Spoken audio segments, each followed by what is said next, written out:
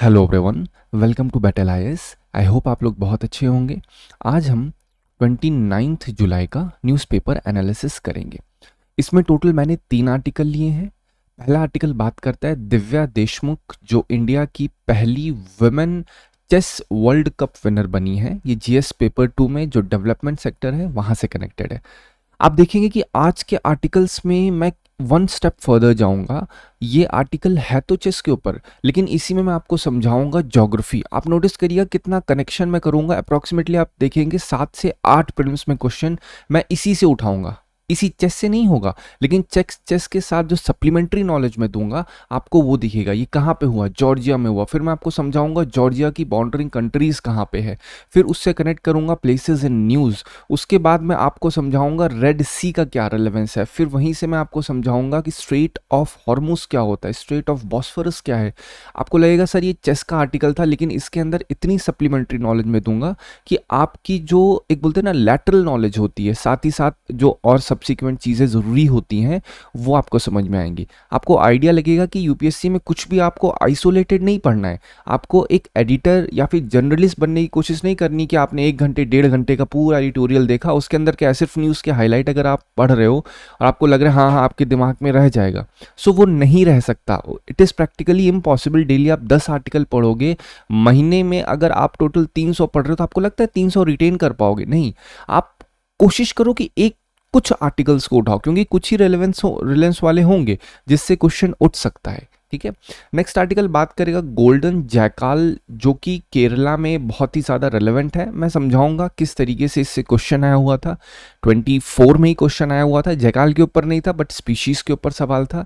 मैं आपको जैकाल्स के हैबिटेट बताऊंगा, क्या प्रॉब्लम्स हैं, कैसे इससे सवाल उठ सकता है, वो सारी चीज़ें मैं डिस्कस करूंगा। थर्ड आर्टिकल बात करता है इन्वायरमेंट मिनिस्ट्री ने फाइनली आइडेंटिफाई कर दिया है, नोटिफाई कर दिया है रूल्स को कि जो कंटामिनेटेड साइट्स होती हैं, जो हजारत साइट्स होती हैं, उनमें किस तरीके से उसकी क्लीनिंग होगी। जीएस पेपर 3 एनवायरमेंट कंजर्वेशन के लिए रेलेवेंट है। थोड़ी दिन पहले मैंने आपको आर्टिकल समझाया था, मैं वो भी रिलेट करूंगा किस तरीके से जो मैनुअल स्कैवेंजिंग के ऊपर आर्टिकल था, जहां पे गवर्नमेंट ने नई नई स्कीम्स लॉन्च की थी। 2013 का एक्ट था, मैं वो भी कनेक्ट करूंगा इससे आपको। फिर मैं आपसे इसी से कनेक्टेड सवाल जो आया था, what are the impediments in disposing of the huge quantities of discarded solid waste। ये मैं 2 बार इससे पहले आर्टिकल में समझा चुका हूं, but again I am taking. और मैंने हमेशा एक ही चीज बोली है, क्वेश्चन कभी भी आप एक आर्टिकल से कंप्लीट क्वेश्चन नहीं सॉल्व कर सकते हैं। आर्टिकल के अंदर कुछ की पॉइंट्स होंगे, उस की पॉइंट्स को आप क्वेश्चन में डाल सकते हैं। लेकिन ये जो आप देख रहे हैं, ये चीज़ बहुत ही ज़्यादा रिलेटेबल है इस क्वेश्चन से। तो इसी के अंदर मैं आपको समझाऊंगा किस तरीके से आपको इसके की पॉइंट्स का यूज़ करके इस क्वेश्चन का आंसर देना। मैं इसका प्रॉपर एक डिटेल आपको आंसर भी समझाऊंगा। आज का क्वेश्चन, आज का इस पूरा जो समरी है, बहुत ही इंटरेस्टिंग होने वाली है। अगर आपको ये पसंद आती है तो आप ज़रूर इसमें अपने फ्रेंड्स के साथ शेयर करिएगा इसको। आप इसको बस सुनिए, ठीक है। आई एम नॉट सेइंग कि आप इसमें बहुत ही नोट्स बनाओ, पहले सुन लो आप इस चीज़ को। नोट्स के लिए आपको पीडीएफ टेलीग्राम चैनल पे प्रोवाइड कर दिया जाएगा। वहाँ पे अब मैं आपके लिए पीआईबी ऑफ द डे भी डाल रहा हूँ और कनेक्ट कर रहा हूँ कौन सा पीवाईक्यू में आ रहा है। देखिए, मेन फोकस यही है कितना रिलेवेंस प्रीवियस ईयर क्वेश्चन से हो पा रहा है और सिलेबस से हो पा रहा है। अगर पढ़ाना हो तो पूरा का पूरा द हिंदू में 10 नहीं, अप्रोक्सीमेटली 20-30 आर्टिकल ऐसे आते हैं जो लगता है ये तो रेलेवेंट है, ये तो रेलेवेंट है। बट रेलेवेंस ऐसे नहीं टेस्ट होती है। रेलेवेंस का टेस्ट होता है कि कितनी प्रोबेबिलिटी बन सकती है और कितनी प्रोबेबिलिटी पहले बनी है, क्वेश्चन आया हुआ है। राइट, चलिए स्टार्ट करते हैं अपना पहला आर्टिकल। पहला आर्टिकल बात करता है कि जीएस पेपर 2 में एक सेक्शन है government policies and intervention is various sectors. तो वेरियस सेक्टर्स की बात होती है, तो वहाँ पे ये चीज़ आप डाल सकते हैं कि चेस का यूज़ किस तरीके से एज अ डेवलपमेंट का साइन यूज़ किया जा सकता है। क्या क्या वो सारी चीज़ें, कैसे कंट्री की एक सॉफ्ट पावर शोकेस होती है जियो पॉलिटिक्स में, ये भी चीज़ें मैं बताऊंगा। ठीक है, बट अभी रेलेवेंस बात करते हैं केवल और केवल इस आर्टिकल के बारे में। दिव्या देशमुख, ठीक है, इनकी एज 19 ईयर ओल्ड है।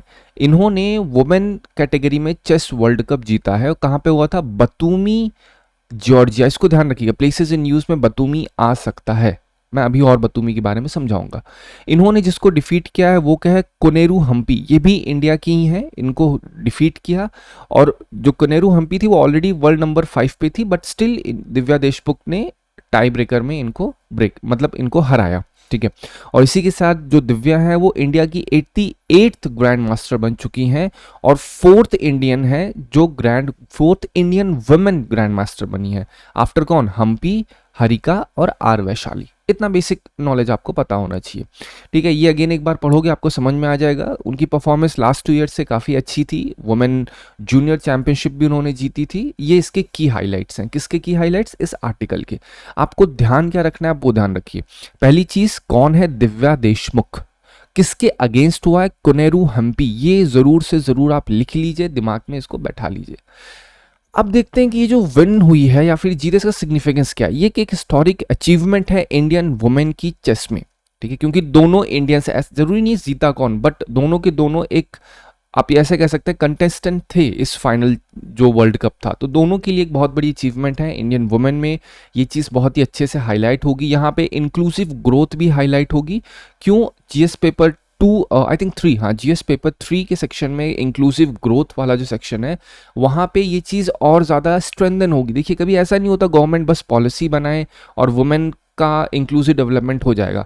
ये एक होलिस्टिक डेवलपमेंट होता है जहाँ पे हर सेक्टर में थोड़ा थोड़ा इंक्लूजन जब वुमेन का बढ़ेगा तो उनका एम्पावरमेंट बढ़ना स्टार्ट हो जाएगा, ठीक है। दिव्या की विक्ट्री, इंडिया के फर्स्ट वुमेन, मैं बार बार फर्स्ट वुमेन हाईलाइट कर रहा हूँ। क्यों? क्योंकि वुमेन वर्ल्ड कप में ये पहली वुमेन है। इसके ऊपर हाई चांसेस हैं क्वेश्चन किसी न किसी फॉर्म में पूछा जा सकता है, ठीक है। ये बेसिक इन्फॉर्मेशन है, इससे उतना ज़्यादा आपको वो नहीं रखना, बट मेन चीज़ मैंने आपको बता दी, सिर्फ पढ़ने के लिए आपको की हाईलाइट मैंने प्रोवाइड कर दिया।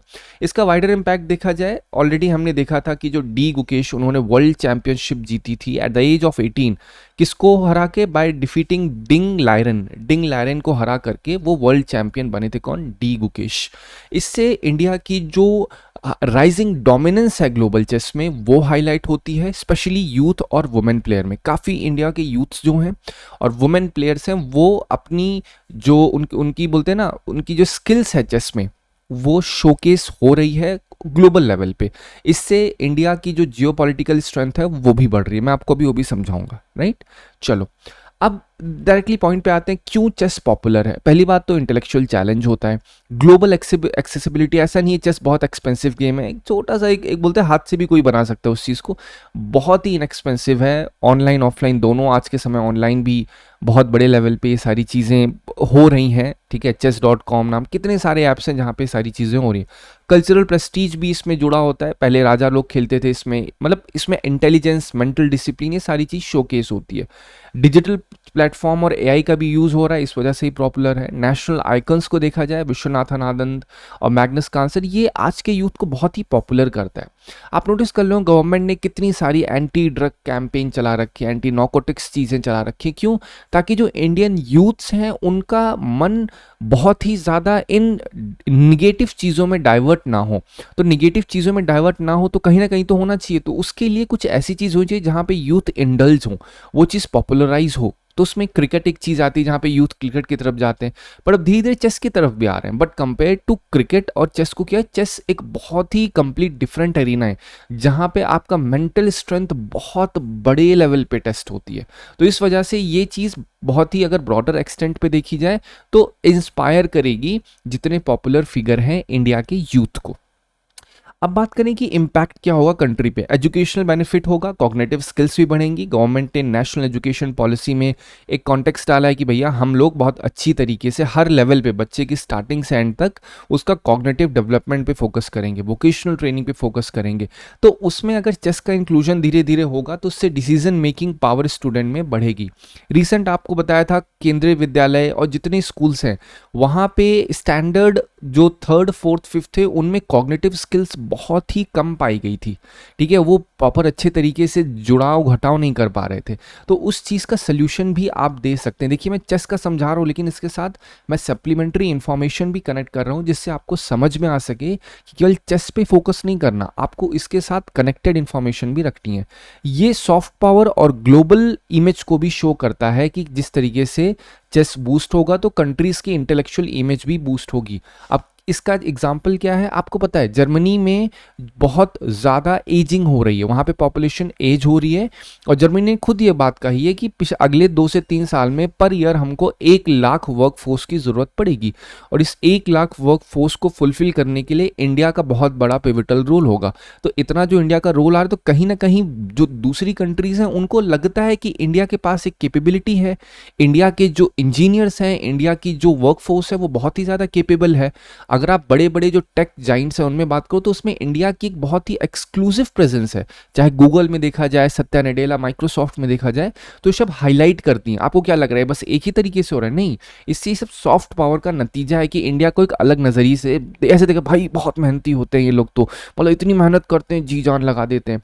यूथ एम्पावरमेंट भी होता है, कॉम्पिटिटिव स्पिरिट, पेशेंस, डिसिप्लिन बढ़ता है, इकोनॉमिक रिपल भी बनता है इसमें। ऐसा नहीं है कि बस आप चेस हो रहा है तो इसका इम्पैक्ट क्या होगा। अक्सर आप सोचते हैं भाई क्या ये सांप सीढ़ी का खेल जो खेल रहे हैं कि सफ़ेद काला सफ़ेद, नहीं ऐसा नहीं है। इससे बूस्ट होता है चेस टूरिज्म भी। रिसेंटली आपने नोटिस किया होगा इंडिया में जो चेस ओलंपियाड हुआ था, वहाँ पे क्या है, टूरिज्म कितना ज़्यादा हुआ था, कोचिंग इंडस्ट्री भी बूस्ट होती है इससे, ऑनलाइन प्लेटफॉर्म्स भी बूस्ट होते हैं। जब इतनी सारी चीज़ें होंगी तो क्या इकोनॉमिक्स नहीं बढ़ेगी इसकी? बिल्कुल बढ़ेगी। सोशल इंक्लूजन होगा। पहले के समय क्या होता, केवल ये राजाओं तक सीमित होता, लेकिन अब क्या है, ये एक्सेसिबल है, हर एज, ऑल एज ग्रुप में चेस एक्सेसिबल है, हर एक जेंडर में। तो ये इक्वालिटी को, इंक्लूजन इन स्पोर्ट्स को प्रमोट करता है। तो अब जब मैंने आपको कहा इंक्लूसिव ग्रोथ, तो क्या इंक्लूसिव ग्रोथ का मतलब है बस इकोनॉमिक इंक्लूसिव ग्रोथ? नहीं, इंक्लूसिव ग्रोथ का मतलब है inclusion in sports also, inclusion in education also, inclusion in workforce also, every possibilities, हर एक जहां पे जहां इंक्लूजन होना चाहिए, जहां इनइक्वालिटी है वहां इक्वालिटी होनी चाहिए। तो ये चेस का एक मैंने आपको एक ब्रॉडर इंपैक्ट बता दिया, राइट। चलो अब देखते हैं 25 में सवाल क्या आया था। यही इसी 25 में क्वेश्चन आया था। In the finals of 45th chess olympiad held in 24, D Gukesh became world youngest winner after defeating Russian player Ian Nepomniachtchi, whatever this is। तो आप बताओ खुद, मैंने आपको यही में बताया किसको डिफीट किया, डिन लायरन को, तो ये गलत हो गया।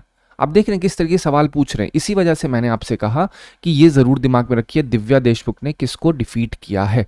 ठीक है, ये पैटर्न के जो पैटर्न्स प्रीवियस में होते हैं, पैटर्न रिपीट होते ही होते हैं यूपीएससी में। ये नहीं कह रहा अगली बार ये पूछ लेंगे, कोई दूसरा गेम होगा उसमें कोई दूसरी चीज डाल सकते हैं। अगर आप देखो हमेशा यूपीएससी का एक पैटर्न होता है कि वो कभी भी एग्जैक्ट इन्फॉर्मेशन नहीं देती है वो। तो अगर कभी ऐसे आपके सामने कंफ्यूजन आ रही है, आपको लग रहा है सर ये गेम है इसमें 2 लोग का नाम दिया, देयर हाई चांसेस वो गलत होगा। ऐसे ही करती यूपीएससी। ठीक है, F1 के ऊपर भी क्वेश्चन आया था, वहां पे क्या करते हैं, अगर 2 कॉम्पिटिटर्स की बात है, एक जीता है दूसरा हारा है, तो जो हारा होता है उसको गलत कर देते हैं। ठीक है, तो इस बार भी यही सेम चीज हुई। Abhimanyu Mishra, an American chess player, holds record of becoming world chess ever youngest ever grand master. तो ये सही है। ठीक है, तो ये इसकी बेसिक इन्फॉर्मेशन है, इसमें कुछ ऐसा नहीं है कि आपको कोई बहुत ही डिटेल्ड इन्फॉर्मेशन चाहिए। इट वाज बेसिक अबाउट 2025 में जो क्वेश्चन आया हुआ है। 23 में क्वेश्चन आया था, आप नोटिस करें चेस से कितना यूपीएससी को भी अब प्यार होने लग गया है। ठीक है, चेस से कनेक्टेड अब सवाल यूपीएससी पूछ रही है consecutive. Consider the following statement in respect of 44th chess Olympiad. India में हुआ था, it was the first time chess held in India, बिल्कुल सही। The official mascot was Thambi, ये भी सही है। The trophy for winning team in the open section is Vera Menchik. अब देखो अक्सर मैंने कहा था यूपीएससी करता क्या है, अगर एक एक्स वैल्यू है, ठीक है, एक एक्स इंसान है या एक्स कोई प्रोडक्ट है, वो वाई काम कर रहा है, तो अक्सर क्या करते हैं, और एक मान लेते हैं ए प्रोडक्ट है वो बी काम कर रहा है, या एक इंसान ए है जो उसके फीचर बी हैं, तो अक्सर क्या करते हैं, एक्स को बी से रिप्लेस कर देते हैं, ए को वाई से कर देते हैं। सेम यहाँ पे हुआ है, जो ओपन सेक्शन का था वो हैमिल्टन था, यहाँ का सेक्शन इधर कर दिए। ठीक है, ये इस तरीके से करते हैं, एक्सचेंज कर देते हैं इन्फॉर्मेशन को, तो दोनों को दोनों गलत हो जाते हैं, फिर यहाँ पे बी सही हो जाएगा। ठीक, तो अब हम पॉइंट पे आते हैं। ये तो हो गया चेस की आर्टिकल से कनेक्टेड इन्फॉर्मेशन। अब नोटिस करो यहाँ पे क्या दिया है, it was held in Batumi Georgia. ठीक है, अब हम देख लेते हैं है कहाँ ये एक्चुअली में। जॉर्जिया आप नोटिस कर रहे हो, ये रहा जॉर्जिया। बतूमी कहाँ पे है, ये ब्लैक सी है, तो वेस्टर्न साइड पे बतूमी, ये रहा, यहीं पे हुआ है चेस आपका, ये जो वर्ल्ड चेस चैंपियनशिप हुई है, जहाँ पे दिव्या ने ये पूरा वर्ल्ड कप जो है चेस का एज अ वुमेन फर्स्ट बनी है ये। अब देखो इसके रेफरेंस में यहाँ तक इन्फॉर्मेशन, लेकिन फिर मैं आपको प्लेसेस एंड न्यूज़ से कनेक्ट कर रहा हूँ, और ये कौन कौन सी चीज़ें इसमें आपकी आ सकती हैं। तो आपको बॉर्डरिंग कंट्रीज जॉर्जिया की पता होनी चाहिए। पहला क्या है, टर्की, आर्मेनिया, अज़रबैजान और रशिया। आप नोटिस कर रहे हैं, आपको ये दिमाग पे रखना है, कौन कौन से, टर्की, आर्मेनिया, अजेरबाईजान और आपका रशिया। यहीं पे नगोर्नो काराबाख है, इसी से भी कनेक्टेड 23 में क्वेश्चन आया था। ये आपका ब्लैक सी है, ठीक है। चलिए अब हम देखते हैं, यहाँ मैंने लिख भी दिया ताकि आपको कंफ्यूजन ना हो। रशिया नॉर्थ में है, अजेरबाईजान साउथ ईस्ट में है, आर्मेनिया साउथ में है, टर्की साउथ वेस्ट में है। जॉर्जिया की वेस्टर्न कोस्ट लाइन भी है, किसके साथ? ब्लैक सी के साथ। ब्लैक सी के साथ इतना रेलेवेंस क्यों है? क्योंकि ये यूक्रेन रशिया के बीच में बहुत ही बड़ा टसल पॉइंट भी है। ओके, अब हम इस जॉर्जिया के रेफरेंस में जो बॉर्डरिंग कंट्री से, एक बार फिर से आप इसको पढ़ लेना, यहाँ पे फिर से डाल दिया है, एक ब्रॉडर लेवल पे आप पढ़ लोगे, आपको समझ में आ जाएगा, ठीक है। अब इसी में देख नोटिस करिए कि जो बॉर्डरिंग कंट्रीज ब्लैक सी की कौन कौन सी है। अगर आप ब्लैक सी को नोटिस करिए तो ब्लैक सी ये रहा, ठीक है।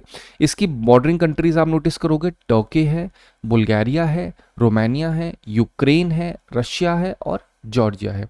अब देखिए यहाँ पे एज इट इज लिखा है, जॉर्जिया, टर्की, बुल्गारिया, ठीक है, यूक्रेन, रशिया। तो ये सब क्या है? ये इसकी ब्लैक सी की बॉर्डरिंग कंट्री है। इसको याद करने के तरीके से बहुत सारे ऐसे पढ़े भी हुए हैं, आप इसके ऐसे कर लो, टर्की बर्गर नाम से इसको दिमाग में आप रख सकते हो, ठीक है।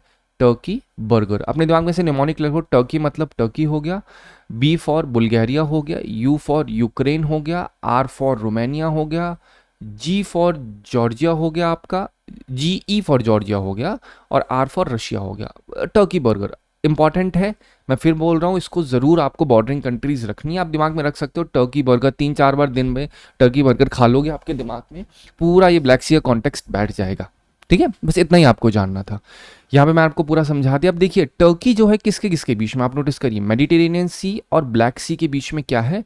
ये टर्की है, ठीक है। अब क्वेश्चन देखिए, 2014 में Turkey is located between Black Sea, Mediterranean, Gulf of Swiss, Mediterranean Sea, Gulf of Aqaba और डेड सी। अब आप खुद बताओ किसके बीच में? ब्लैक सी और मेडिटेरियन। कितना आसान है कि नहीं? तो ये रीजन है कि मैं सप्लीमेंट्री इंफॉर्मेशन देता हूँ। यहीं पे जॉर्जिया बतूमी में हुई क्या है?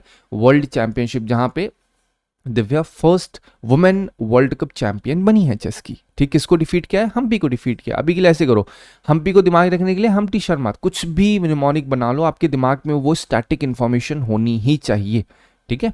चलो अब हम बात करते हैं, यहाँ पे आप नोटिस करो, ये ब्लैक सी का कॉन्टेक्स्ट मैंने फिर से आप दिमाग में तुरंत, मैंने क्या कहा? टर्की बर्गर, टर्की, ठीक है। Where did it go? एक सेकेंड, दिस वन,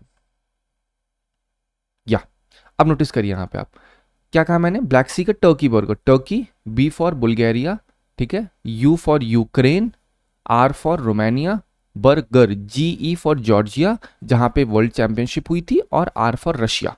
अब यहीं पे आप नोटिस करोगे, यहाँ पे कर्च स्ट्रेट है, ठीक है, यहाँ पे बॉस्फोरस स्ट्रेट है। ये बॉस्फोरस स्ट्रेट किसको डिवाइड करता है? सी ऑफ मरमरा ऑन ब्लैक सी। बहुत अच्छे से दिमाग में इसको रखिएगा, मैं बार बार बोल रहा हूँ आपसे। यहाँ पे डार्डेनल्स स्ट्रेट है जो कि सी ऑफ मरमरा और एजियन सी को डिवाइड करता है। ये जितनी चीज़ें मैं बोल रहा हूँ इसको लिख लो, बहुत ही ज़्यादा इंपॉर्टेंट है, मैं हाईलाइट कर रहा हूँ इस चीज़ को। बॉस्फोरस स्ट्रेट कहाँ पे है? जब भी बॉस्फोरस स्ट्रेट आपके दिमाग में जॉर्जिया चाहिए, हाँ सर ने जॉर्जिया से कनेक्ट करके समझाया था, ब्लैक सी और सी ऑफ मरमरा के बीच में। आगे भी आर्टिकल्स आएंगे, मैं बार बार रिपीट करता रहूँगा, you don't have to worry about it, but still अभी के लिए जो रेलेवेंस है वो आप दिमाग में रखिए। अब जो स्ट्रेट की बात हो रही, स्ट्रेट मतलब क्या होता है? स्ट्रेट मतलब रास्ता, ठीक है। सिंपल सी बात, तो मान लो ये एक ए पानी है, ये बी पानी है, इस ए पानी से बी पानी के बीच में जो रास्ता कनेक्ट हो रहा है पतला सा, इसी को स्ट्रेट बोलते हैं। दैट्स ऑल, इतना ही आपको दिमाग में रखना है।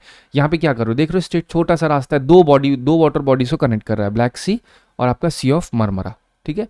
अब इसी स्ट्रेट से कनेक्ट आपके दिमाग में तुरंत आना चाहिए straight of Hormuz. Straight of Hormuz मैंने कहा, स्ट्रेट क्या होता है? हॉर्मुज क्या है? ये पर्शियन गल्फ और गल्फ ऑफ ओमान को डिवाइड करता है, स्ट्रेट ऑफ हॉर्मुज। फिर को होता है बबल एल मंदेब स्ट्रेट, जो है ये गल्फ ऑफ एडन और रेड सी को डिवाइड करता है। यहाँ पे आप देखिए सम्ड पाइपलाइन है, ठीक है। सम्ड पाइपलाइन, सुइस कैनल यहीं पे है। अब मैं आपको थोड़ा सा उसके बारे में आइडिया दे देता हूँ। सी स्ट्रेट ऑफ हॉर्मुज अपने दिमाग में रखिए, जो ईरान और इजराइल का कॉन्फ्लिक्ट चल रहा था, जहां पे यूएसए ने B-2 बॉम्बर से अटैक कर दिया था, तब ईरान ने कहा था भाई साहब हम स्ट्रेट ऑफ हॉर्मुज को बंद कर देंगे। वर्ल्ड का 20% से ज़्यादा ऑयल ट्रेड, बोलते हैं ना, यहीं से जाता है। तो ईरान ने कहा भाई साहब हम इसको बंद कर देंगे, और बंद करेंगे तो पूरा पूरा ऑयल ट्रेड रुक जाएगा, ठीक है। तो ये सारी चीज़ें बहुत ही जियोपॉलिटिकली इंपॉर्टेंट है, इस वजह से आपको दिमाग में रखनी है। रेड सी बहुत रेलेवेंट है, बहुत ही ज़्यादा इंपॉर्टेंट इसका रोल है। तो इसके कनेक्टिंग जो कंट्रीज़ हैं वो दिमाग में रखो, इजिप्ट, सूडान, यूरिट्रिया, ये सारी आपके दिमाग में होनी चाहिए। एक बार मैप पे डालो, उसको रख लो। स्विस कैनल रेड सी और मेडिटेरियन सी को जो जोड़ रहा है, ठीक है। क्या होता है यहाँ पे, बहुत ज़्यादा ट्रांसपोर्ट शिपिंग जो होती है ना, ट्रांसपोर्ट कंटेनर शिप्स जो होती हैं बहुत ज़्यादा पास होती हैं। अब देखो पाइपलाइन लिखा हुआ है, समड पाइपलाइन और स्विस कैनल में फ़र्क क्या है, पहली बात ये समझो आप। अब मैं आपको डायरेक्टली समड पाइपलाइन के ऊपर बताता हूँ। समड पाइपलाइन में जो सम है, SU है, वो है स्विस, और जो MED है, देखो 2 वर्ड से बना है, सुमेड, ऐसे कर लो। तो इसको लेकिन समड पढ़ो आप लोग जनरली, ताकि सम से वो जोड़ने वाला आपके दिमाग में रहे। SU मतलब स्विस, MED मतलब मेडिटेरेनियन। तो ये क्या है, पाइपलाइन है। आप नोटिस कर रहे हैं ऊपर स्विस कैनल है, उसी के नीचे से एक बहुत ही बड़ी सी पाइप डाली गई है, ठीक है, मोटी पाइप, मतलब धरती के अंदर डाली गई है। उससे नेचुरल गैस जो होती है, ठीक है, ऑयल जो होते हैं, वो क्या करते हैं, वो ट्रांसपोर्ट किए जाते हैं या फिर वो भेजे जाते हैं। आप बहुत ही सिंपल भाषा में ऐसे समझो।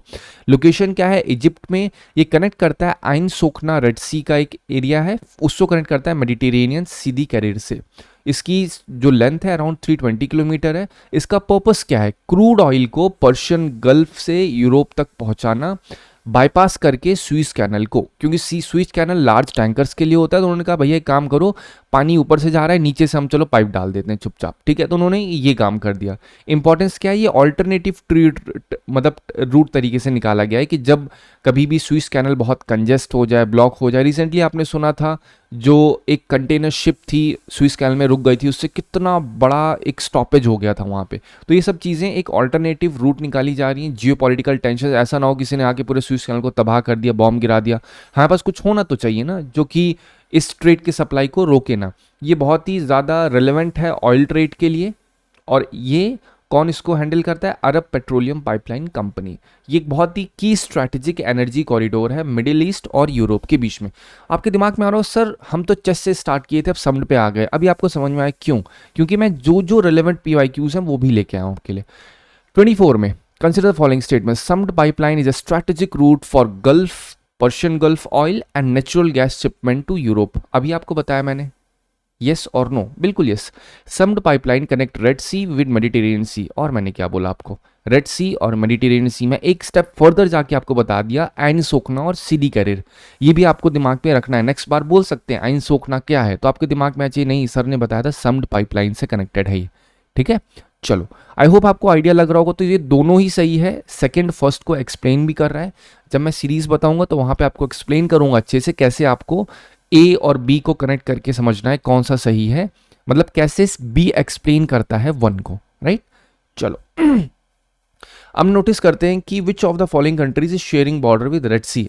अब आपको समझ में आ रहा है क्यों मैंने कहा रेड सी रेलेवेंट है। रीजन ये है रेड सी रेलेवेंट होने का, Saudi Arabia, Egypt, Sudan, Israel, Djibouti. अब आपको एक काम आपके लिए है, आपको क्या करना है, मैप खोलना है रेड सी का, आप पढ़ो एक बार, ठीक है। जब मैं बता दूंगा दैट वोंट बी रेलेवेंट, लेकिन आप खुद से एक बार जब लिखोगे, लिखने के बाद आप इसको स्क्रीनशॉट ले लो या आप PDF से एक बार पढ़िएगा, तो आपको आइडिया लगेगा कि हाँ this is the reason why this is right और रॉन्ग, ठीक है।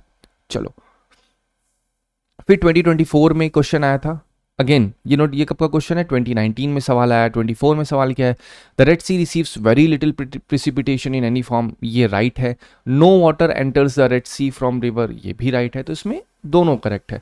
जब मैं ज्योग्राफी का सेशन समझाऊंगा तो इसका क्लाइमेटिक रीजन फिर ज्योग्राफिक लोकेशन दोनों पर्सपेक्टिव से समझाऊंगा कि ऐसा क्यों होता है, यहाँ लिटिल प्रेसिपिटेशन क्यों हो रही है, इसके पीछे किस तरीके से जो आपकी बोलते हैं ना ट्रॉपिक्स की लाइन होती हैं, फिर वो क्या रेलेवेंस प्ले करती हैं, कैसे यहाँ का क्लाइमेट एक बोलते हैं ना एक फेवरेबल इन्वायरमेंट बनाता है प्रेसिपिटेशन लेस होने का, फिर जो अफ्रीकन कंट्रीज़ हैं उनका क्या इम्पैक्ट होता है, फिर यहाँ पे जो डिफरेंट टाइप्स के करंट्स होते हैं मैं वो कनेक्ट करूँगा। बट अभी के लिए आपको सिर्फ मैं बता दे रहा हूँ कि रेलेवेंस क्या है रेड सी की, ठीक है, वो आपके लिए ज़्यादा ज़रूरी है जानना, क्योंकि मैंने आपको पहले बताया रेड सी की रेलेवेंस कितने क्वेश्चन मैंने आपको समझा दिया। आप नोटिस करो, स्टार्ट से देखोगे तो अप्रॉक्सीमेटली आई थिंक 4, 5, 6, 7 क्वेश्चन तो हो ही चुके होंगे, ठीक है। अब तक आप काउंट करिएगा जैसा भी होगा, बट हाँ इन शॉर्ट ये इनफ है आपको ये बताने के लिए कि जो भी मैं बता रहा हूँ वो बहुत ज़्यादा रेलेवेंट और इम्पॉर्टेंट है।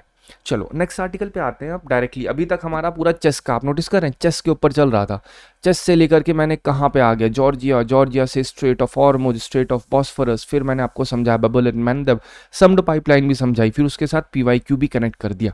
सो this is how you have to study. ये नहीं कि 1 घंटे में आपने 10 आर्टिकल पढ़ लिए, 10 में से एक पीवाईक्यू भी नहीं निकाल पा रहे हो आप, ये नहीं होना चाहिए। ऐसा नहीं है ज़रूरी आप इसी चैनल को फॉलो करें, इसी भी कहीं भी किसी भी चैनल पे आप समरी देख रहे हो, आप बस एक चीज़ नोटिस करो कि क्या आप उससे पीवाईक्यू कनेक्ट कर पा रहे हो। By end of the video आप जो भी वीडियो देख रहे हो, क्या वो करने के बाद आप कोई एक सिंगल क्वेश्चन भी आंसर कर पा रहे हैं या नहीं कर पा रहे हैं। अगर ये कर पा रहे हैं, गो अहेड, आप उसी चीज़ को स्ट्रिक्टली कंसिस्टेंटली फॉलो करिए। मैं कभी नहीं कहता कि नहीं आपको यही फॉलो करना है, बट हाँ जो भी फॉलो करिए उसमें एक ब्रेन अपना ज़रूर यूज़ करिए कि आप you are all are graduates, आपके पास इनफ नॉलेज है ये समझने के लिए आपके लिए क्या रिलेवेंट है क्या नहीं है। पीवाईक्यू प्लस सिलेबस, ये दो आपके लिए बहुत ही पिवटल डॉक्यूमेंट है, मैं बार बार हाईलाइट करता हूँ। अब ये गोल्डन जैकाल्स जो केरला में है उनके ऊपर ये एक बहुत ही इंपॉर्टेंट आर्टिकल है। एक मेजर सिटीजन साइंस स्टडी हुई थी, उसमें रिवील हुआ है कि केरला अप्रॉक्सीमेटली 20 से 30 हज़ार गोल्डन जैकल्स को क्या करता है, वहाँ पे होस्ट करता है, केरला में एग्जिस्ट करते हैं। इनका जो नेम है वो कैनिस ऑरियस नैरिया। ये हाईलाइट करता है 20 to 30,000 अगर हैं तो हाईलाइट करता है उनका वाइड डिस्ट्रीब्यूशन और अडेप्टेबिलिटी। इस फाइंडिंग में पता चला है कि अप्रॉक्सीमेटली 5,000 से ज़्यादा साइटिंग्स हुई हैं 874 विलेजेस में, और इन सब साइटिंग में केवल 2% ऐसी साइटिंग है जो कि प्रोटेक्टेड फॉरेस्ट में हुई हैं। जनरली ये समझा जाता था कि जैकाल्स हैं वो फॉरेस्ट के अंदर रहते हैं, लेकिन जब ये स्टडी हुई तो उसमें केवल 2% है, मतलब बाकी बच्चे जो हैं वो अच्छे से थ्राइव कर रहे हैं आउटसाइड प्रोटेक्टेड एरिया। अगर कोई आउटसाइड प्रोटेक्टेड एरिया है, वो प्रोटेक्टेड एरिया है, तो वहाँ पे पक्का इंसान तो अपनी छाप छोड़े ही होंगे। तो इन शॉर्ट कहने का मतलब ये है जैकाल्स जो होते हैं वो अब ह्यूमंस के साथ कहीं ना कहीं को एग्जिस्ट करना स्टार्ट हो चुके हैं, यही तो मतलब है। तो ये चीज़ शो करती है कि उनकी जो प्रेफरेंस है वो लो लैंड एरियाज है, बिलो 200 मीटर, कोकोनट ग्रोव्स में, रूरल सेटलमेंट में, अर्बन एरियाज में भी इतने पाए गए हैं वो, ठीक है। और ये इकोलॉजिकल इंसाइट देखा जाए तो इनकी ये बहुत ही हाई एडेप्टेबिलिटी शो करते हैं जैकल्स। जहाँ पे ह्यूमन डोमिनेटेड लैंडस्केप होता है वहाँ पे ये को एग्जिस्ट करते हैं। वो लोग रिलाई करते हैं किसके ऊपर, जो एंथ्रोपोजेनिक वेस्ट होता है उस पे वो लोग फीडिंग करते हैं। लेकिन अब इसका कंसर्न्स क्या है, पोल्ट्री प्रिडेशन। अब जैकाल्स हैं, अब आपका जैकाल को पता है कि भाई साहब ये लोग कार्निवोरस ओमनिवोरस कैटेगरी में आ रहे हैं, तो ये लोग क्या करते हैं जनरली, ये इकोनॉमिक लेवल पे देखा जाए तो जो छोटी छोटी मुर्गियां होती हैं उन पे प्रिडेशन करते हैं, रेबीज ट्रांसमिशन का खतरा बढ़ जाता है। हाइब्रिडाइजेशन विद स्ट्रे डॉग, ये भी एक जेनेटिक प्योरिटी को थ्रेट करने के चांसेस है इससे, है कि नहीं। आप नोटिस कर रहे होंगे कि ये जो है दे लुक मोर और लेस लाइक डॉग्स, तो इससे ये भी खतरा है कि अगर स्ट्रे डॉग्स जो हैं उनके साथ तो कोई वो नहीं है, लेकिन अगर हाइब्रिडाइजेशन हो गया, ठीक है, आपस में अगर ये एक जैकल और जो आपका स्ट्रे डॉग है, अगर उन लोगों ने आपस में किसी भी तरीके से हाइब्रिडाइजेशन किया तो ये चीज़ जो जेनेटिक प्योरिटी है उसको इम्पैक्ट कर देगी, ठीक है। तो ये चीज़ शो करती है कि किस तरीके से कुछ कंसर्न्स हैं। रिकमेंडेशन देखा जाए तो रिकमेंडेशन में ये चीज़ आई है कि कंजर्वेशन स्ट्रैटेजीज जो है रिवाइज करनी चाहिए, और वो स्ट्रैटेजीज केवल प्रोटेक्टेड एरियाज तक नहीं सीमित होनी चाहिए, क्योंकि कल 2% ही हैं जो प्रोटेक्टेड एरियाज में पाए जा रहे हैं, बाकी वो सब semi urban, peri urban, rural landscape में पाए जा रहे हैं, ठीक है। तो इस वजह से ये सिग्निफिकेंस या जो पूरी स्टडी है ये सिग्निफिकेंस शो करती है कि किस तरीके से हमें अपनी वाइल्ड लाइफ कंजर्वेशन को रीथिंक करना होगा, और उसमें ह्यूमन मॉडिफाइड जो हैबिटेट्स हैं उन पे फोकस करना होगा कि अब जो एनिमल्स हैं वो लोग को एग्जिस्ट कर रहे हैं धीरे धीरे ह्यूमंस के साथ ही, तो वो चीज़ हमें समझ में आना चाहिए। अब इसी को एग्जिस्टेंस में या फिर जो उनकी प्राइम लोकेशन है, नेचुरल हैबिटेट होता है एनिमल्स का, उसको छोड़ करके वो थोड़ा थोड़ा हट रहे हैं। तो उसी से कनेक्टेड एक क्वेश्चन या फिर एक आर्टिकल भी था जो मैंने आपको बताया था, दैट वाज बेसिकली अबाउट 9 जुलाई को एक आर्टिकल था जो ग्रेट हॉर्नबिल के ऊपर था। वहाँ पे भी एक चीज़ हुई थी, वो क्या था, हॉर्नबिल क्या है, हॉर्नबिल केरला की स्टेट बर्ड है। तो ये जनरली जो पाई जाती हैं ये बेसिकली बहुत ही इनका फॉरेस्ट हैबिटेट होता है, लेकिन जब इनकी साइटिंग्स कोस्ट लाइन पे पाई गई, जो एक्जिमाला का रीजन है वहां पे, तो सबको लगा भाई ये तो अपना घर छोड़ के बाहर हट रही हैं। तो इसको, इस चीज़ ने बहुत ही ज़्यादा एक अटेंशन को स्पार्क कर दिया था कि भैया हम तो फोकस कर रहे हैं कि इनकी सुरक्षा हो फॉरेस्ट में, लेकिन अब तो फॉरेस्ट से बाहर आ रही हैं। तो इससे कुछ कंसर्न्स भी रेज हुए। फिर यही क्वेश्चन उठा जो सेम यहाँ जैकाल वाले में उठा, क्या कि हमें अपनी कंजर्वेशन स्ट्रैटेजीज रिवाइज करनी होगी। तो आपको कनेक्ट करना है, दोनों केरला के ऊपर है, एक जैकाल के ऊपर बात कर रहा है, दूसरा 9 जुलाई का आर्टिकल था जो मैंने आपके सामने डाल भी दिया। हम गोल्डन जैकाल के ऊपर बात कर लेते हैं। कुछ बेसिक इंफॉर्मेशन जो आपको याद रखनी है। लाइफस्टाइल देखिए, ओमनीवोरस होते हैं, क्या क्या खाते हैं ये आपको पता होना चाहिए। नॉक्टर्नल होते हैं, नॉक्टर्नल मतलब ये ड्यूरिंग नाइट एक्टिव होते हैं, अर्ली मॉर्निंग में, ठीक है। टेरिटोरियल होते हैं ये भी, टेरिटोरियल मतलब पेयर्स में रहते हैं, स्मॉल फैमिली ग्रुप्स होता है, स्कैवेंजिंग बिहेवियर होता है ये, और ये बहुत ही हाईली अडेप्टेबल होते हैं ह्यूमन प्रेजेंस में। इनकी हैबिटेट क्या होती है, ग्रासलैंड्स में पाए जाते हैं, स्क्रब फॉरेस्ट में पाए जाते हैं, जो एग्रीकल्चरल लैंड होती है, खेती भूमि होती है, वहाँ पे पाए जाते हैं। मतलब इन शॉर्ट इससे कभी क्वेश्चन नहीं पूछेंगे क्योंकि ये हर जगह पाए जा रहे हैं। कभी एक्सक्लूसिव नहीं डालेंगे कि नहीं जैकाल्स केवल यहीं पे पाए जाते हैं, नहीं, दे आर अडेप्टेबल, तो कहीं भी पाए जा सकते हैं, ठीक है। ये लो लैंड एरिया प्रेफर करते हैं। क्वेश्चन में अगर ऐसे दे रहा है they live only in low land area, तो गलत हो जाएगा, है कि नहीं। इसी से आपके दिमाग में आना चाहिए। जब मैंने आपको समझाया था कि स्टार टॉर्टोइस के ऊपर आपको मैंने समझाया था, जब मैं ओलिव रेडली टर्टल पे ऊपर आपको चीज़ें कनेक्ट कर रहा था, फिर मैंने आपको बताया स्टार टॉर्टोइस क्या होता है, क्या उसकी रेलेवेंस होती है, किस तरीके से उसको इलीगल ट्रेड में यूज़ किया जा रहा है, क्यों, क्योंकि इसका डोमेस्टिकेशन होता था, ठीक है। अब इसी से कनेक्टेड आपके दिमाग में आना चाहिए कि वो क्वेश्चन क्या था। वहां पे 3-4 स्पीशीज का नाम लिखा था, कहा था कौन सी इंडिया में नेचुरली फाउंड होती है। इसमें pygmy hog, star tortoise, spider monkey. तो स्पाइडर मंकी इंडिया में नहीं पाया जाता, जो कि वहां पे गलत भी था, ठीक है। इनके हैबिटेट आपको समझ में आ गया। आईयूसी स्टेटस में लीस्ट कंसर्न है। ग्रेट हॉर्नबिल को देखा जाए तो वो कहीं ना कहीं एंडेंजर्ड कैटेगरी में आती हैं। इंडिया का जो वाइल्ड लाइफ प्रोटेक्शन एक्ट है उसको शेड्यूल 1 में डाला गया है, किसको, आपका हॉर्नबिल को, जो भी मैंने आपको बर्ड के बारे में बताया, ठीक है। चलो, ये बेसिक इंफॉर्मेशन थी जो आपको पता होनी चाहिए। यूपीएससी 24 में सवाल इसी से कनेक्टेड पूछा गया था। अगेन जैकाल्स नहीं था बट लायंस के ऊपर था। Lions do not have a particular breeding season. आपने नोटिस किया, मैंने यहाँ पे एक चीज बोली आपको कि ये बहुत ही ब्रॉड इन्फॉर्मेशन है। ये हो भी सकता है, ये कभी भी ऐसे करके नहीं पूछेंगे ग्रास लैंड में ही पाए जाते हैं, स्क्रब फॉरेस्ट में ही पाए जाते हैं, क्योंकि बहुत ब्रॉड है ये। इसमें स्पेसिफिक इन्फॉर्मेशन देना is next to impossible. Same चीज ऐसे स्पीशीज के ऊपर भी होता है। यहाँ पे इन्होंने अगर स्पेसिफिक इन्फॉर्मेशन दे दी तो हाई चांसेस है गलत होने के। Lions do not have particular breeding season. क्या आपने कभी सुना है कोई ब्रीडिंग सीजन है लायन का? नहीं, तो ये सही है। Unlike most of the big cats, चीता डू नॉट रोर। अगेन तुरंत यहाँ पे आपके दिमाग में आना चाहिए, जो बिग कैट्स होती हैं डिफरेंट, क्या चीता रोर नहीं करता? तो आपने सुना होगा, हाँ, चीता रोर नहीं करता। चीता की जो आवाज़ होती है आपने हल्का सुना होगा, थोड़ी बिल्ली टाइप साउंड करता है कि नहीं? तो ये सही है। Unlike male lions, male leopard do not proclaim their territory by scent marking. अब आप नोटिस कर देखो, ये जितने भी कैनाइंस आपको दिख रहे हैं, जैकाल्स में क्या लिखा है, ये टेरिटोरियल होता है। तो आपको क्या लगता है जो लेपर्ड है वो टेरिटरी प्रोक्लेम नहीं करता इस सेंट मार्किंग से? खुद सोच के देखो, ये स्पेसिफिक इंफॉर्मेशन दे रखी है। आपस में कहीं ना कहीं तो ये है ही ना, सेम ही स्पीशीज से बिलोंग करते हैं सारे के सारे। तो जब सेम इनका ओरिजिनेशन सेम है, इवोल्यूशन कहीं ना कहीं सेम है, तो उसमें क्या इनका काम सेम नहीं होगा? ये स्पेसिफिक इंफॉर्मेशन है जिस वजह से गलत हो जाता है ये, ठीक है। तो आई होप आपको समझ में आया मैंने क्यों गोल्डन जैकाल से कनेक्ट किया। ये भी आपको मैंने समझा दिया। एक बार आप 9 जुलाई का PDF खोलिएगा, वहां पे पूरा पढ़ लीजिएगा। मैंने हॉर्नबिल के बिहेवियर को भी समझा रखा है अच्छे से। चलिए नेक्स्ट आर्टिकल पे आते हैं। नेक्स्ट आर्टिकल GS पेपर 3 के लिए इंपॉर्टेंट है। ये अब हुआ क्या है, एनवायरमेंट मिनिस्ट्री ने कंटैमिनेटेड साइट्स के लिए रूल नोटिफाई किए हैं, ठीक है। उन्होंने कहा है कि भाई साहब, जो आपका एक लीगल फ्रेमवर्क अभी तक नहीं था, अब एक लीगल फ्रेमवर्क बनाया है, रूल बनाया है कि किस तरीके से केमिकली कंटैमिनेटेड साइट्स, ध्यान रखना केमिकली कंटैमिनेटेड साइट्स की बात हो रही है, उसको किस तरीके से मैनेज करना है और क्लीन करना है। तो कंटैमिनेटेड साइट का मतलब होता है ऐसी जो कि जहाँ पे हजार्डस वेस्ट हों, जहाँ पे हजार्डस वेस्ट डंप किए गए हों, लैंडफिल्स हों, डंप यार्ड हों, स्पिल जोन्स हो या केमिकल स्टोरेज एरियाज हो, तो ये सारे एरियाज कंटैमिनेटेड साइट्स कही जाती है। मतलब इन शॉर्ट ये समझो, जहाँ पे केमिकल बहुत ज़्यादा डंप आउट हो रखा हो वो कंटैमिनेटेड, या फिर आप कंटैमिनेटेड मतलब क्या होता है, ऐसी चीज़ जो कि बहुत ज़्यादा आपसे गंदी हो, ठीक है, गंदी इन द सेंस जो कि बहुत ही हार्मफुल हो आपके लिए। तो ये सारी चीज़ें जो हैं, बहुत सारी जो साइट्स थी वो कंप्लीटली अनरेमीडिएटेड थी, मतलब इसमें प्रॉपर तरीके से कुछ भी, इसको आप ये कह सकते हो कि इनका रिमीडिएशन नहीं हुआ था, इसको प्रॉपर सफाई नहीं की गई थी, बस शट डाउन कर दिया गया था। क्यों? क्योंकि भैया कोई इंडस्ट्री पॉल्यूट कर रही है तो चुपचाप उसको बंद कर दिया, लेकिन वहां पे जो एग्जिस्टिंग गंदगी है उसको तो साफ नहीं किया गया ना। तो इस वजह से साफ क्यों नहीं किया? क्योंकि क्लीन अप क्लॉज बहुत हाई थी। लेकिन अब एनवायरमेंट मिनिस्ट्री ने एक प्रॉपर रूल बनाया है किस तरीके से चीजें होंगी। अब न्यू लीगल प्रोसेस में क्या है? न्यू, देखो मैं फिर बोल रहा हूँ, ये चीज़ रेलेवेंट इसलिए है कि आप एनवायरमेंट कंजर्वेशन में ये चीज़ बहुत ज़्यादा अच्छे से ये पॉइंट्स डाल सकते हो। कौन सा?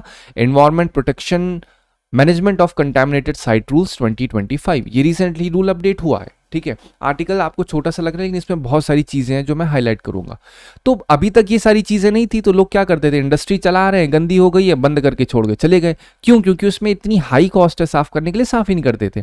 तो अब जो नया लीगल प्रोसेस है उसमें डिस्ट्रिक्ट एडमिनिस्ट्रेशन से कहा गया है कि हाफ ईयरली रिपोर्ट को बताओ, ऐसी जो कंटेमिनेटेड साइट है उनको हाईलाइट करिए, और एक स्टेट बोर्ड होगा जो कि प्रॉपर प्रिलिमिनरी असेसमेंट करेगा 90 दिन के अंदर अंदर, और एक डिटेल सर्वे अगले 3 महीने के अंदर में देगा उन साइट्स का जो कि ऑफिशियली कंटैमिनेटेड डिक्लेयर की गई हैं।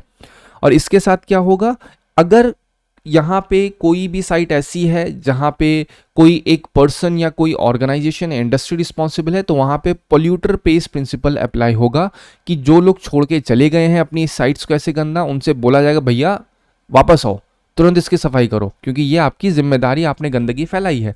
अगर कोई भी इसके लिए रिस्पॉन्सिबल नहीं होगा तो गवर्नमेंट खुद, गवर्नमेंट मतलब सेंट्रल और स्टेट गवर्नमेंट खुद आपस में एक दूसरे के साथ फंड शेयर करके इसकी सफाई करेंगी।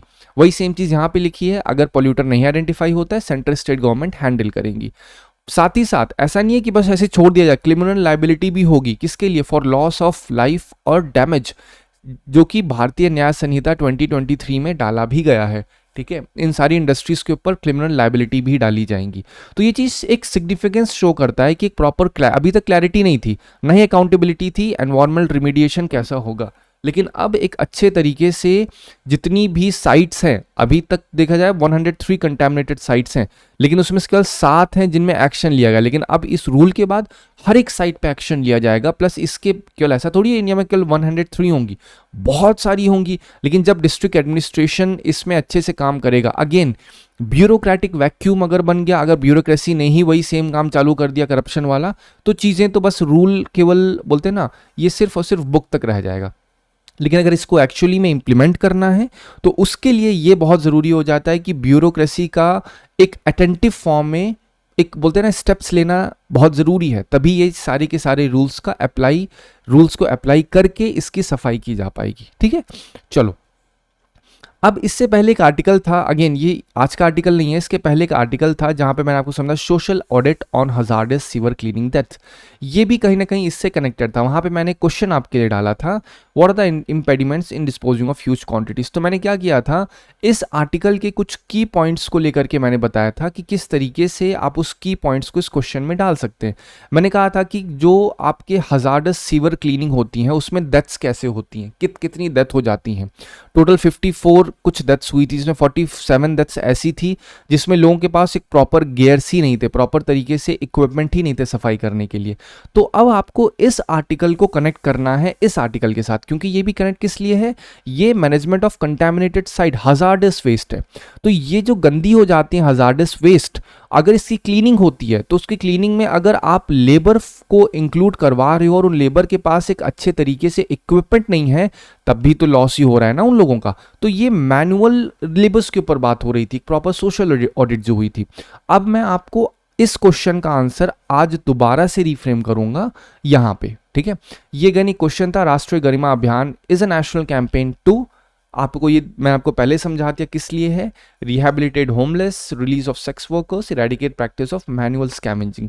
तो जो गरिमा अभियान है, ये जो मैनुअल स्कैवेंजिंग होती है उसको इरेडिकेट करने के लिए ये एक प्रॉपर रिहैबिलिटेशन कैंपेन चलाई गई थी। ठीक है, ये मैंने आपको 2016 यूपीएससी में आया हुआ था क्वेश्चन। अब हम टू द पॉइंट इस पे बात करते हैं, क्या क्या इम्पेडिमेंट्स हैं। ये मैंने उस दिन आपको समझाया था जब ये आर्टिकल मैंने समझाया था। किस दिन? ये इस दिन वाले आर्टिकल के बाद। I am not able to recall किस दिन का है ये, आई थिंक एक हफ्ते पहले का ही होगा ये, ज़्यादा इससे ज़्यादा का नहीं है। ठीक है, तो उस दिन मैंने ये आपके लिए एक स्नैप यहाँ पे डाला था जहाँ पे मैंने क्या किया था, मैंने ये बताया था कि 2025 का सोशल ऑडिट हुआ था, ये सारी प्रॉब्लम्स थी। मैंने आपको समझाया कि कैसे इस क्वेश्चन में जो कुछ की पॉइंट्स हैं इस आर्टिकल के वो डाल सकते हैं। मैंने आपको समझाया था कि ये एक डाल सकते हो, कौन कौन सी, एक technological solution, formulisation of sanitation, safety regulation, ये सब क्या है, ये सब एक तरीके हैं जिससे हम लोग जितने भी गंदगी है उसकी सफाई कर सकते हैं इन सारी चीज़ों का। और ये सारी चीज़ें क्यों होती हैं, उसके पीछे poor infrastructure, weak law enforcement, low awareness और इनएडिक्वेट फंडिंग, मैंने रीजंस बताए थे। ठीक है, रीजंस किस चीज़ के, क्या क्या इम्पेडिमेंट्स हैं, इम्पेडिमेंट्स मतलब क्या क्या रुकावटें हैं जो सॉलिड वेस्ट, या फिर जो आप, सॉलिड मतलब क्या होता है, कठोर वेस्ट, कठोर वेस्ट भी आपको पता ही है क्या होता है। तो ये सारी क्यों अच्छे से डिस्पोज नहीं किए जा पा रहे। अब आप कनेक्ट करिए, अभी तक नहीं हो पा रहे, लेकिन अब गवर्नमेंट ने जब एक कंटैमिनेटेड एरियाज का रूल निकाल दिया है तो ये सॉलिड वेस्ट जो है, जो कि केमिकली कंटैमिनेटेड होंगे, क्या उनकी क्लीनिंग अब नहीं होगी? बिल्कुल होगी। अभी तक रोड ब्लॉक्स क्या थे, रोड ब्लॉक्स में पहला था कि अभी तक एक रूल प्रॉपरली नहीं था, लेकिन अब रूल है।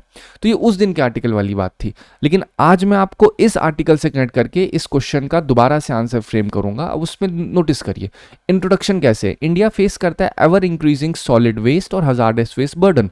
क्यों? क्योंकि रैपिड अर्बनाइजेशन हो रहा है, इंडस्ट्रियलाइजेशन हो रहा है और वीक एनफोर्समेंट मैकेनिज्म है। लेकिन अब इसी वीक एनफोर्समेंट मैकेनिज्म को सही करने के लिए एनवायरमेंट मिनिस्ट्री ने environment protection management of contaminated site rules 2025 लाया है। इसका मेन अटेम्प्ट क्या है, जिससे लीगली जितने गैप्स हैं आइडेंटिफाई और क्लीन करने में कंटैमिनेटेड साइट्स को, वो गैप को फिल किया जा सके। ठीक है, अब यहां पे क्या है, क्या क्या इंपेडिमेंट्स हैं डिस्पोजिंग सॉलिड वेस्ट, वही सेम चीज जो यहां पे थी। अब क्या कहा था, poor infrastructure, weak law enforcement. यहां पे मैंने आपके लिए पूरा आंसर ही फ्रेम कर दिया है। एक लीगल स्ट्रक्चर अभी तक नहीं था 25 तक। आप देख रहे हैं आज के ये 2018 का सवाल है, लेकिन आप देखिए आज 2025 का 29 जुलाई को आप इस आर्टिकल का यूज करके कैसे इस क्वेश्चन का सोल्यूशन दे पा रहे हैं। तो कभी भी प्रीवियस ईयर को ओल्ड मत समझिए। आपको लगता है कि जो रीसेंट कोचिंग्स आपको मॉक टेस्ट देते हैं वो एकदम करंट को देख के दे रहे हैं, बिल्कुल एब्सोल्युटली नो, ऐसा नहीं होता है। वो भी प्रीवियस ईयर को थोड़ा बहुत कनेक्ट करते हैं, सोचते हैं हाँ चलो इसी में से बना के रिफ्रेम कर दो, बोलते हैं ना वॉशिंग हो जाती, ग्रीन वॉशिंग हो जाती है एक तरीके से। ग्रीन वॉशिंग क्या होती है, जब किसी एक प्रोडक्ट को एनवायरमेंट फ्रेंडली शो किया जाए बट उसमें ग्रीन प्रोडक्ट्स या फिर एनवायरमेंट फ्रेंडली टेक्नोलॉजीज या फिर रॉ मटेरियल्स ना यूज हुए। इट्स जस्ट आप कह सकते हो एडवर्टीजमेंट गिमिक कहा जाता है उसको। ठीक है, वीक एनफोर्समेंट अभी तक नहीं था, लेकिन अब जो आया है जिसमें डिस्ट्रिक्ट एडमिनिस्ट्रेशन को, बोर्ड को रिस्पॉन्सिबल बनाया गया है। कॉस्ट बर्डन बहुत ज़्यादा था, अभी तक क्लीन अप किसको करना है, एक्सपेंसिव इतना था तो लोग छोड़ जा रहे थे, लेकिन इस रूल के बाद अब ये चीज़ अच्छी हो सकती है। इनफॉर्मल सेक्टर पे रिलायंस, अगेन ये जो पॉइंट है ये पॉइंट कनेक्ट कर रहा है इसके जस्ट पहले वाले आर्टिकल से, जो कि सोशल ऑडिट के ऊपर। सोशल ऑडिट में क्या हो रहा था, इनफॉर्मल सेक्टर थे, उनके पास प्रॉपर गियर नहीं होते थे, बस उनको ना प्रॉपर एजुकेशन था, तो वो लोग को जो बताया जाता था चुपचाप वो लोग कर लेते थे। ठीक है, तो ये चीज़ से अब क्या हाईलाइट करना है, मैंने आपको पहले कहा था आर्टिकल से पूरा आप क्वेश्चन नहीं सॉल्व कर सकते, बस की पॉइंट उठा सकते हो। तो जो over Reliance of informal sector है, ये पॉइंट किसका है, ये पॉइंट है आपका जो मैनुअल क्लीनिंग होती है हजार्डस साइट्स की, वो है। आपको एक चीज ध्यान रखना है, गवर्नमेंट ने ये रूल तो निकाला है, लेकिन इस चीज में एक बहुत ज्यादा जरूरी चीज हो जाती है, क्लीनिंग तो होगी, लेकिन क्लीनिंग में ये ना हो कि मैनुअल लेबर फोर्स का यूज होना स्टार्ट हो जाए कि भैया चलो कॉस्टिंग नहीं कर सकती, गवर्नमेंट ने कह दिया है, तो इंडस्ट्री वाले लोग कहें चलो कॉस्ट जहां पे कट हो सकती है वहां तो काटेंगे। मैनुअल लेबर है, इनसे चुपचाप काम कराओ, काम करवा के इनको पैसा दो, आगे बढ़ाओ। लेकिन इससे बहुत ज़्यादा ये लोग प्रोन हो जाते हैं बहुत सारे हेल्थ कंसर्न्स के, क्योंकि वो केमिकल वेस्ट है, वो उनकी पूरी हेल्थ को बहुत इन्वर्सली इम्पैक्ट करता है। ठीक है, अभी तक क्या था, पब्लिक एपैथी और अर्बन मिसमैनेजमेंट, ये भी एक इम्पेडिमेंट है। अगेन मैं ये सब नहीं बोल रहा, सब सॉल्व हो चुका है, ये सिर्फ मैं कनेक्ट कर रहा हूँ आज के आर्टिकल से, अभी भी एग्जिस्ट कर रहा है। ये ऐसा नहीं है कि बस गवर्नमेंट रूल बनाया और तुरंत का तुरंत अप्लाई होकर सब कुछ सही होने जा रहा है। ठीक है, हेल्थ और एनवायरमेंटल रिस्क, ये भी एक बहुत बड़ी चीज़ है, क्योंकि बोलते हैं ना अवेयरनेस नहीं थी तो प्रिपेयर्डनेस भी नहीं थी लोगों की, कि किस तरीके से आपको टॉक्सिक एक्सपोजर इम्पैक्ट कर सकता है। क्योंकि लोगों क्या है, लोग अक्सर कोल माइंस के साथ में रहते हैं, वहाँ पे अपना पूरा रहना खाना सब करते हैं, केमिकल फैक्ट्रीज होती हैं, वहाँ पे लोग बगल में रहते हैं, उनको पता ही नहीं होता, एजुकेशन नहीं है, अवेयरनेस ही नहीं है कि हाँ कैसे उनको चीज़ों को करना है, कैसे उनको अपना प्रोटेक्शन अच्छे से करना है, नहीं पता रहता। तो कहीं ना कहीं ये भी एक रीज़न है कि सॉलिड वेस्ट का अच्छे तरीके से हम लोग डिस्पोज नहीं कर पा रहे। अब क्या है, safe removal of toxic waste, ये एक पॉइंट है। क्या बोल के आ रहे हैं, how do we safely remove the toxic waste that has been accumulating in our habitat environment. तो यहाँ पे जो रूल बना है वो यही रूल तो बना है ना, जो वेस्ट एक्यूमुलेट हो गया है, कौन सा वेस्ट, जो आपका कंटामिनेटेड साइट का वेस्ट है। कंटामिनेटेड साइट में क्या है, हजार्डस साइट्स, ठीक है, क्या लिखा है, ये तो हजार्डस वेस्ट हो गया, जो लैंडफिल्स डंप हुआ है, तो उसमें क्या आपका टॉक्सिक नहीं होगा। ऑब्वियस सी बात है, कोई वेस्ट अगर कंटिन्यूसली 2-3 साल तक पड़ा हुआ है, टॉक्सिक तो हो ही जाएगा ना वो। तो कैसे उसको हमें रिमूव करना है, तो उसके लिए रूल जो गवर्नमेंट ने निकाला, इसका यूज करके आप आंसर दे सकते हैं। स्टेप बाय स्टेप प्रोटोकॉल ये फॉलो करके, ये मैंने आपको ऑलरेडी समझा दिया। डिस्ट्रिक्ट आपका एडमिनिस्ट्रेशन रिपोर्ट देगा, फिर डिस्ट्रिक्ट बोर्ड आपको बताएगा, बोलते हैं पॉल्यूटर पे प्रिंसिपल अप्लाई होगा, फिर क्रिमिनल अकाउंटेबिलिटी होगी, प्रिवेंटिव एक्शन लिए जाएंगे। तो इन सब का यूज करके हम लोग सेफली रिमूव कर पाएंगे टॉक्सिक वेस्ट को। ठीक है, अब कंक्लूजन मैंने हमेशा कहा है, कंक्लूजन आप ऊपर जितने भी बॉडी में आपने आंसर की चीजें डाली उसे कंक्लूड कर दीजिए। तो वही सेम चीजें लिखिए, द मैनेजमेंट ऑफ सॉलिड और जो टॉक्सिक वेस्ट होता है, ये बहुत ही लॉन्ग समय से सफर हुआ है। क्यों? क्योंकि पॉलिसी फ्रैगमेंटेड थी, पॉलिसी अलग अलग थी और एग्जीक्यूशन ऑन टॉप नहीं हो पा रहा था। लेकिन 2025 का जो रूल है एक बहुत ही सिग्निफिकेंट शिफ्ट को शो करता है, क्योंकि इसने लीगली फॉर्मलाइज कर दिया है नेशनल लेवल पे क्लीन अप स्ट्रेटजी कि किस तरीके से कंटैमिनेटेड साइट्स की क्लीनिंग होगी। लेकिन फिर भी इसका इम्प्लीमेंटेशन, कैपेसिटी बिल्डिंग और पब्लिक पार्ट कोऑपरेशन ही डिटरमाइन करेगा इस पूरे रूल की सक्सेस। ये होता है कंक्लूजन। कंक्लूजन में कभी कोई निगेटिविटी नहीं होती, कंक्लूजन में निगेटिविटी को भी ऐसे हाईलाइट किया जाता है कि वो एक ऑप्टिमिस्टिक फॉर्म में शो हो। सो this is all about article. I hope आपको आज के आर्टिकल से मदद मिली होगी। अगर आपको पसंद आया तो आप कोई भी आपको लगता है कि कोई पॉइंट नहीं समझ में आया, या फिर आपको लगता है कि नहीं सर ये चीज़ जो है, मतलब पहले सबसे पहले काम करिए, आप कभी भी कोई पॉइंट आपको नहीं समझ में आ रहा है, ठीक है, आप उसको एक बार नेट पे ऐसे डालिए कि हाँ ये एक की पॉइंट है, की टर्म को आप डालो नेट पे, तो आपको डेफिनेटली वो चीज़ आप कनेक्ट ही कर ले जाओगे। बट स्टिल आपको लगता है तो you can ask me in comment section. Again thank you so much for watching this video.